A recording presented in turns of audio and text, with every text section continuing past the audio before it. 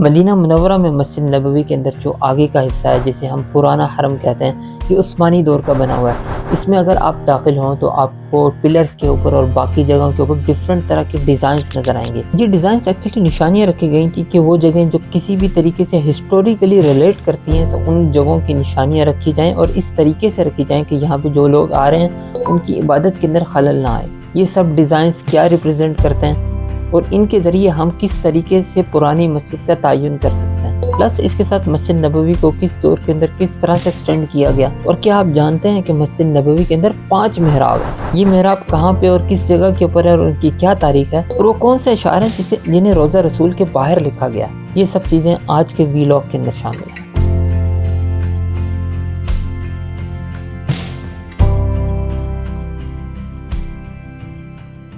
شروع کرنے سے پہلے ہم تھوڑا سا مدینہ منورہ کی ایکسپینشن ہسٹری کو دیکھیں گے، یعنی مسجد نبوی میں کس دور کے اندر کس طرح سے توسیع کی گئی، اس چیز کے اوپر تھوڑی سی نظر ڈالیں گے کیونکہ ہم اسی کے ذریعے بعد میں چیزوں کو کنیکٹ کر پائیں گے۔ پلس اس وقت آپ کو جو ہم میپ اسکرین کے اوپر دکھا رہے ہیں، یہ اس وقت کرنٹلی مسجد نبوی کا میپ ہے اور اس میں ہم ان ایریاز کو ہائی لائٹ کرتے رہیں گے جو جس دور کے اندر ایکسٹینشن ہوئی ہے۔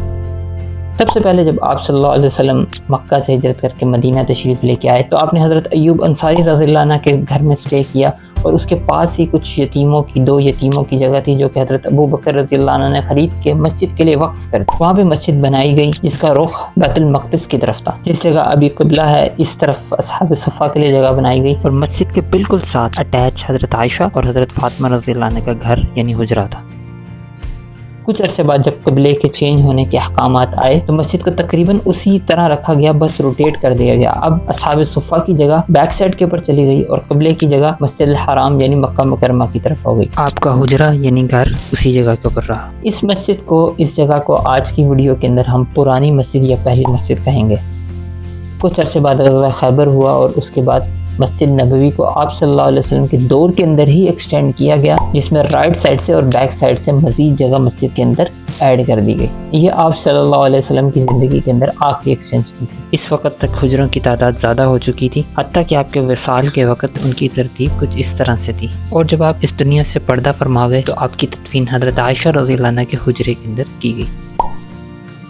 اگلی ایکسٹینشن حضرت عمر بن خطاب رضی اللہ عنہ کے دور میں ہوئی۔ آپ نے مسجد کو 3 جگہ سے ایکسٹینڈ کیا، مطلب قبلے کی جگہ سے، رائٹ سائڈ سے اور بیک سائڈ سے۔ اصحاب صفہ کی جو جگہ تھی اب اس کی ضرورت نہیں رہی تھی، اس لیے اسے ختم کر دیا گیا۔ اس کی جگہ مسجد کے صحن کے اندر آ گئی۔ امہات المؤمنین کے حجرے اور قبر مبارک مسجد سے باہر۔ اس کے علاوہ حضرت عمر رضی اللہ عنہ کے دور کے اندر کچھ دروازوں کا بھی اضافہ کیا گیا، جس میں باب السلام بھی شامل تھا اور اس دروازے کا آج بھی سیم نام ہے۔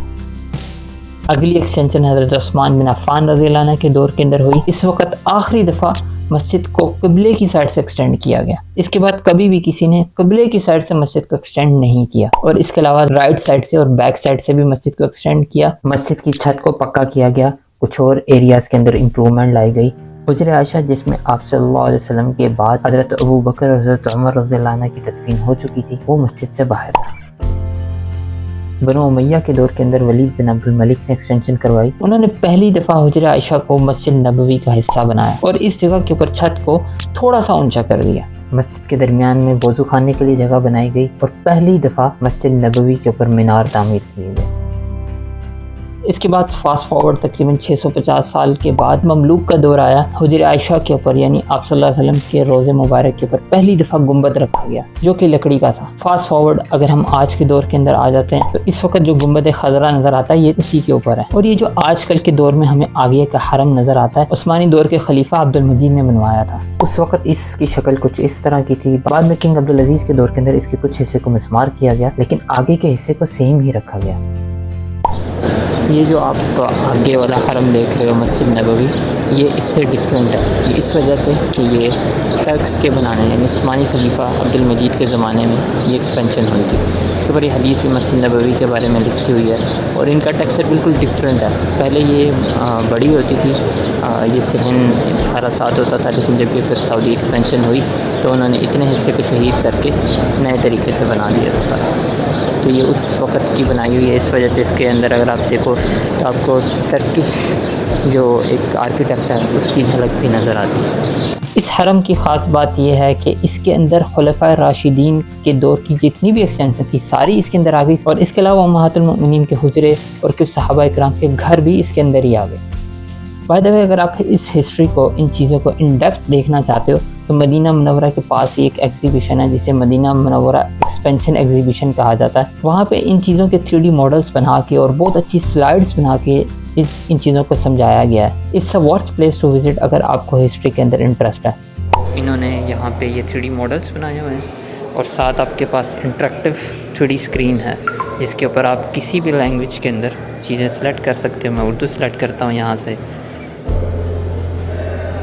تو اردو کے اندر میرے پاس ساری چیزیں آ جائیں گی۔ مسجد کے مقام کا انتخاب جب یہ ہوگا تو یہ ساری اس کی چیزیں سامنے آ جائیں گی، ٹھیک ہے، قباء سے کیسے تھا، اور اسی طرح باقی بھی آپ جتنی بھی چیزوں کو، آپ جتنے بھی جگہوں کو کلک کرتے رہیں گے آپ کے سامنے وہ چیزیں آتی رہیں گی، اور اسی طرح آپ ماڈل کو 3D ماڈل کو گھما کے دیکھ سکتے ہو، اور یہاں پہ اسکرین کے اوپر وہی ساری چیزیں شو ہو رہی ہیں اینیمیشن کے اندر۔ یہ کتنے زبردست قسم کے انہوں نے اینیمیشن بنائے ہوئے ہیں جو کہ مسجد کی ایکسٹینشن کو، ساری چیزیں جتنی بھی ہیں وہ مسجد کی ایکسٹینشن سے ریلیٹڈ ہیں۔ تو آپ یہ اینیمیشن دیکھ رہے ہو، نیچے انہوں نے آپ کے پاس یہاں پہ سب ٹائٹل بھی آ رہے ہیں، اور بڑے اچھے طریقے سے جس بھی اینیمیٹر نے، جس بھی اینیمیٹرز کی ٹیم نے یہ کام کیا ہے، آپ کو ایکسپینشن سمجھنے کا بہت اچھی ریپرزنٹیشن ہے۔ اور اس کے علاوہ جو آپ نے ابھی تک اس ویڈیو کے اندر پکچرز دیکھی ہیں وہ دارالمدینہ میوزیم کی ہیں، اس کے بارے میں آلریڈی ویڈیو بنا چکا ہوں۔ سب سے پہلے ہم اس جگہ کی طرف جائیں گے جہاں پہ ہر کوئی جا سکتا ہے۔ ہر کوئی سے مطلب یعنی مرد حضرات میں سب جا سکتے ہیں۔ عورتوں کے لیے، خواتین کے لیے جب ٹائم ہوتا ہے اس ٹائم کے اوپر اسپیسیفک جگہ کھولی جاتی ہے۔ ہم بات کر رہے ہیں باب السلام سے لے کے باب البقی تک کے ایریے کی۔ جو بھی بندہ سلام عرض کرنے کے لیے جائے گا وہ اسی رستے سے ہو کے جائے گا، مطلب مسجد کے اندر باب السلام سے داخل ہوگا اور باب البقی سے باہر نکلے گا۔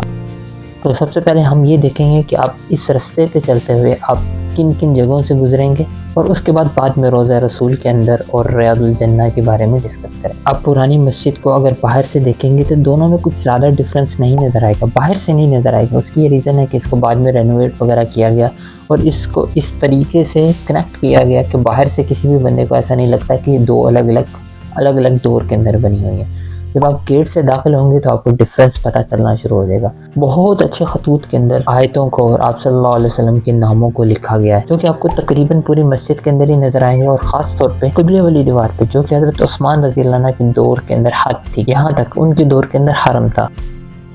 جب داخل ہوتے ساتھ آپ کو جب پلر نظر آئے گا جس کو عربک کے اندر استوانہ کہا جاتا ہے، پلر سے ہی تقریباً وہ حدود شروع ہو جائے گی جو کہ حضرت عثمان رضی اللہ عنہ کے دور کے اندر ایکسٹینڈ کی تھی، یہاں سے لے کے قبلے کی دیوار تک۔ تھوڑا سا آگے چلیں گے تو نیکسٹ پلر کے اوپر تقریباً وہ مقام ہے جو کہ حضرت عمر رضی اللہ عنہ کے دور کے اندر ایکسٹینڈ کیا گیا تھا، لیکن اس کے قبلے کی طرف کی جو حد تھی وہ دیوار نہیں ہے بلکہ یہ پلرز ہیں جو کہ درمیان میں آپ کو نظر آ رہے ہیں۔ اس کے بعد آپ ایک پلر کو چھوڑ دیں گے، اس سے اگلے پلر کے اوپر آپ کو ٹاپ کے اوپر ایک گرین کلر کا بورڈ نظر آئے گا۔ آپ صلی اللہ علیہ وسلم کے دور میں جس مسجد کی توسیع کی گئی تھی، جس حرم کو ایکسٹینڈ کیا گیا تھا، وہ یہاں سے شروع ہوتی ہے۔ سب سے پہلے تو یہ آتے ہیں ان کے اوپر اس طرح سے لگا ہوا، یہ پوری ایک لائن کے اندر ہے، یوں آپ دیکھو یہاں سے لے کے وہ پیچھے تک۔ لیکن اب اس کے قبلے کی سائڈ کی جو حد ہے وہ ہے جو کہ آپ کو لیفٹ سائڈ کے اوپر فرسٹ پلر نظر آ رہے ہیں، جہاں پہ موسٹلی جالیاں رکھی ہوتی ہیں، یہ رستہ بند کیا ہوتا ہے۔ یہاں پہ آپ صرف اسپیسیفک ڈور سے جا سکتے ہیں، یا پھر باب جبریل سے یا باب رحمت سے نارملی یہاں سے وہاں پہ جانے کی اجازت نہیں ہوتی۔ یاد رکھیں یہ وہ مسجد ہے جو کہ آپ صلی اللہ علیہ وسلم کے دور کے اندر ہی بنائی گئی تھی۔ اس کے بعد تھوڑا آگے آپ کو لیفٹ سائڈ کے اوپر ایک محراب نظر آئے گا جسے محراب سلیمانی کہتے ہیں۔ اس محراب کی کوئی خاص تاریخ نہیں ہے، یہ صرف ایک بادشاہ نے بنوایا تھا۔ کچھ لوگ اسے محراب عمر بن خطاب بھی کہتے ہیں اور محراب حنفی بھی کہتے ہیں، اور بھی اس محراب کے کچھ نام آتے ہیں۔ محراب حنفی اس وجہ سے کہا جاتا ہے کہ امام ابو حنیفہ کے جو فالوورز ہیں وہ اس جگہ پہ نماز پڑھا کرتے تھے۔ آپ کو تاریخ کے اندر کچھ سملر سچویشن مکہ کے اندر بھی نظر آتی ہے جہاں پہ 4 امام ہوا کرتے تھے۔ بہرحال جو اس کا نام ہے وہ محراب سلیمانی ہے، اور اس کے بیک سائڈ کے اوپر یہ ساری چیزیں لکھی ہوئی ہیں۔ محراب سلیمانی کراس کرتے ساتھ ہی آپ کو لیفٹ سائڈ کے اوپر جو پلرز ہیں اس کے اوپر گولڈن کلر کا ایک ڈیزائن نظر آنا شروع ہو جائے گا. یہ وہ حد ہے جسے ہم نے اس ویڈیو کے اندر پرانی مسجد یا پہلی مسجد کہا تھا. یہاں سے وہ حد شروع ہو جاتی ہے. اگین ہمارے پاس جو قبلے کی سائڈ کی حد ہے وہ وہی دیوار چلی آ رہی ہے. صرف ایک پلر کو کراس کرنے کے بعد آپ کو لیفٹ سائڈ کے اوپر منبر رسول نظر آئے گا. اس کے بعد آپ دیکھیں گے کہ پلرز کا ڈیزائن چینج ہو گیا. یہ چینج ہوتے ساتھ ہی یہ چینج ہونا اس چیز کی نشانی ہوتی ہے کہ یہاں سے ریاض الجنہ کی حد شروع ہوتی ہے. اس کے بعد اگر آپ پلرز کے اوپر دیکھتے ہیں تو آپ کو ایک پتے پتے سے نکلے ہوئے نظر آئیں گے. یہ وہ ہائٹ کی حد ہے جو کہ آپ صلی اللہ علیہ وسلم کے دور کے اندر پہلی مسجد کی تھی. اور اگر آپ لیفٹ سائڈ کے اوپر اور اوپر کی طرف دیکھتے ہیں تو آپ کو ایک ٹہنی ٹائپ کی نکلی ہوئی نظر آئے گی. یہ وہ ہائٹ ہے جو کہ آپ صلی اللہ علیہ وسلم کے دور کے اندر توسیع ہوئی تھی. اس وقت کی ہائٹ یہ تھی. یہ دونوں اس کے نشان ہیں. اب آپ کو رائٹ سائڈ کے اوپر ایک محراب نظر آئے گا جسے محراب عثمانی کہا جاتا ہے جو کہ حضرت عثمان رضی اللہ عنہ کے دور کا مصلی ہے. وہاں پہ حضرت عثمان رضی اللہ عنہ کھڑے ہو کے نماز کروایا کرتے تھے. اس سے تھوڑا سا پیچھے اگر آپ دیکھتے ہیں تو پلر کی سیدھ کے اندر ہی قالین کے نیچے ایک نشان ہے جو کہ محراب عمر بن خطاب رضی اللہ عنہ کا ہے, جو کہ نارملی نظر نہیں آتا کیونکہ اس کے اوپر قالین بچھے ہوتے ہیں.